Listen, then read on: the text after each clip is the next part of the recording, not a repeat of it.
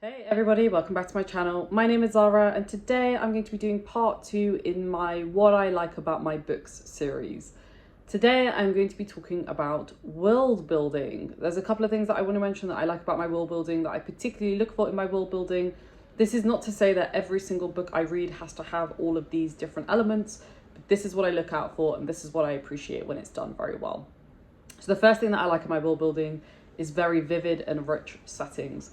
I love it when an author is able to create a world that we as the reader are able to get lost in and absorbed in and not even think about the reality that we actually live in. A really great example of this is the David trilogy by S.A. Chakraborty. I really think this comes to life in like the second half of the first book, where we essentially go to a new location and we're seeing that through the eyes of the main character. This is her first time experiencing that location and we get everything in its raw form and it feels so rich. We get descriptions about the smells, about the food, the people, the dress, the languages, everything. It just makes you feel like you are there, a part of that world with the character as she's experiencing it for the first time. And to this day, you know, I read that trilogy summer of 2021 and I still think about the richness of that world that S.A. Chakraborty created, and I love it. Strongly recommended. A really, really great fantasy series to read if you're looking for something a little bit different and that has got this like really incredible lore to it. And still think about it. Still think about it. That's why I'm using it as an example of what I love in my world building. The next thing that I really love in my books, and this is probably not going to be a surprise to anybody, I love really grim, dark, unforgiving worlds, because the world that we live in can be quite grim and dark and unforgiving in certain ways, unfortunately. I do tend to like to read books that mimic our reality as well in certain regards. I would say 90% of the books that I read are in that vein. 5% are like complete escapism and then 5% is like something else. I really appreciate it when an author creates worlds that are maybe an extreme of what we live in today, because I think it poses some really interesting moral and ethical questions that we probably forget to ask ourselves now and then. So the example that I'm going to give for this is technically not a fantasy book, but he writes like a fantasy author, so I'm just going to say it anyway, and that is The Company by K.J. Parker. The Company, I read this a couple of months back, and it is probably the darkest book. Actually, it's probably the second darkest book that I read this year, but I remember that book so well. I remember the characters so well. I remember the landscape that Parker creates in that world to make it so raw and so dark. To this day, I still think about it a lot, and I think about it in the context of, oh my gosh, imagine if society was like that. And then I remember that society can be like that sometimes. And then I'm like, oh, great. But not to make this too negative, I think the way that he's able to create this very like sinister atmosphere is absolutely incredible. I've not really seen that many authors who can do it that well. Kudos to KJ Parker for being able to do that, because I think it's really hard to create tension, but he's able to create tension in a way that doesn't feel forced, that doesn't feel predictable. And my gosh, that book I still think about every single day, and it's probably one of my top 2 favorite books of this year so far.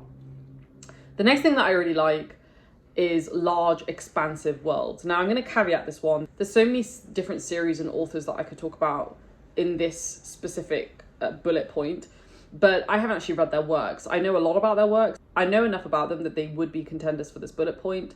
Examples include Lord of the Rings, Discworld, Malazan, Wheel of Time, Stormlight Archive, A Song of Ice and Fire. You know, I've read the first couple of books of A Song of Ice and Fire. I've read The Hobbit from, you know, Lord of the Rings, which is obviously like the prequel. And I've read one book in Discworld, so I can't really justify those as being my choice. And Wheel of Time, I've only read the first 2 books, so again, I can't really justify that. So the one that I'm going to pick is a series that I recently finished, and that is the Prince of Nothing trilogy by R. Scott Baker. Now, R. Scott Baker could honestly fit into any one of these bullet points, but I think the way that he creates this kind of very multi-layered universe that feels expansive, but not too expansive that you get very overwhelmed, is really quite unique. We are constantly getting references to different empires, to different peoples, to different cultures, but it never feels like a chore. It never feels like you're reading a history book. And I really appreciated that we have this like larger context of the world. And I think the way he does that as well is really good. The book is predominantly told through different character perspectives, but then he has these like third person omniscient narrator parts where we essentially take a step up from the world and we just get this like overarching view of what is happening. And it's not told from any one perspective, it's just being told from this omniscient narrator who's giving us the landscape. The reason why I really like that is because obviously with a lot of the books that I read and you will probably read, we're often on the ground with the characters themselves, following them, whether it's third person or first person or even second person. But the point is that we are following them on the ground. The thing I really liked about this omniscient narrator part is that it really showcases how large the world is and how expansive the world is without making it feel like, you know, we were getting lots of info dumps, which I think is really hard to do. And I think Baker did it very well. The next bullet point that I really liked, and this is probably going to be like my last main one, and then I have like a bonus one, is I really like world building that includes a lot of historical context. I love learning about the past to understand why the world is the way that it is in that moment in time that we are reading. I think a really good example of this is the Cosmere. I mentioned that I wasn't going to talk about Stormlight Archive because I haven't read it, but I have a feeling it could, you know, Stormlight Archive could specifically very well fit this specific bullet point. And I think A Song of Ice and Fire and Lord of the Rings could also fit this bullet point too. And I'm sure Malazan. You get where I'm going with this. But I think the Cosmere as a whole, like the books that I've read, you know, I've read Mistborn Era 1, Era 2, Warbreaker, Elantris, I feel like I'm missing something else, The Emperor's Soul, and I really love those books, and I love the fact that they feel very interconnected, and I feel like that there is a lot of history there, but again, it doesn't feel like it's dense. It doesn't feel like we're just getting pages and pages and pages of text of what's been going on. I think Sanderson, and I'm sure this will get further validated when I eventually read the Stormlight Archive, I think he does a really good balance of like telling you what is happening in that moment in time versus what led up to that point to get to that point, if that makes sense. That was really not a very eloquent sentence, but I think you will probably know what I'm getting at. I think Mistborn Era 1 is a really good example of that. You know, we are starting when the villain has won. The characters are basically tracking back to try and figure out how to undo all of that.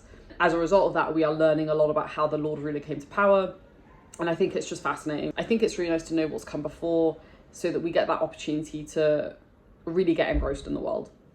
The bonus bullet point that I'm going to mention is that, and this is obviously very specific to fantasy, I love worlds that feel very magical. Obviously fantasy, you would think, oh, well, surely they all feel magical. Not really, actually. I mean, I wouldn't say the First Law feels very magical. I don't think Daniel Abraham's books feel particularly magical. There's quite a lot of fantasy that I think doesn't, even though there's magic in it, it doesn't necessarily feel magical. And the series that I'm going to talk about for this one is the Harry Potter series. I had to mention Harry Potter in the world building because those books, I still remember them for the fact that they were just like pure escapism for me and for millions of other readers, I'm sure, as they were growing up. I'm not saying that the author is necessarily the best technical writer. I don't think that is the case. But I think that she was able to create this incredibly wonderful and incredibly magical, I can't think of a better word, like it's just a very magical world and you feel like you're being whisked away to a different planet and it just feels wonderful. And so I had to call it out because that is a series that has really stuck with me since I was a very young age, and a big part of it is because of how it made me feel in that regard. So there we have it. Let me know what you like in your world building. What are the characteristics that you like? Give me some examples of books where that is exhibited as well, and I will definitely check them out. Let me know what you thought of this video, and I will see you in the comments down below. Thanks for watching, folks. Stay safe, take care, and I will speak to you very soon. Ciao.